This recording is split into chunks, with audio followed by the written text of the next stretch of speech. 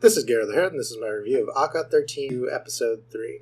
This episode got interesting because I kind of figured that Otis wasn't someone that would start a coup d'etat. It gets funny because he kind of gets embarrassed around the general director because he kind of likes her. And it's also funny he can't handle his liquor.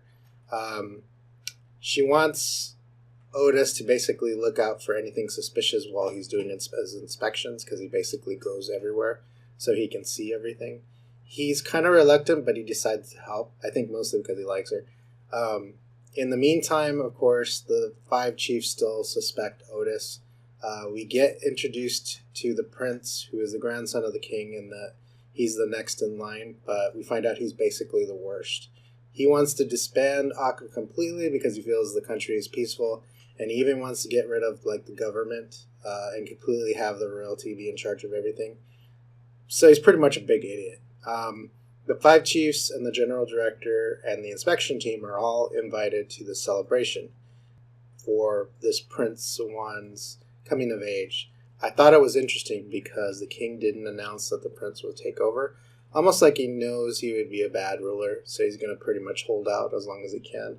At the party, Otis kind of feels uncomfortable, and it's interesting because there's already a rumor out that they think that Otis is part of this coup d'etat.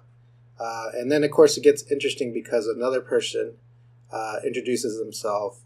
He's basically a person that has an older brother and a younger brother in ACCA, and he also wants Otis to look out for what's going on as far as people who could be causing this coup d'etat.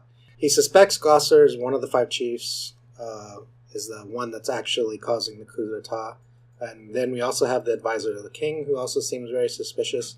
I kind of think he might be the one that's the bad guy, but I also think it could be someone that doesn't want the prince to take over either.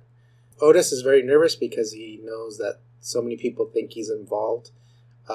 Overall, I think this show is building up to something bigger. I'm wondering if everyone is just kind of suspecting a coup d'etat that isn't there, or we'll find out that the people involved are people that no one suspects at all. I'm hoping, as like it is this time, that it's getting more interesting, that it'll just gradually get better and better.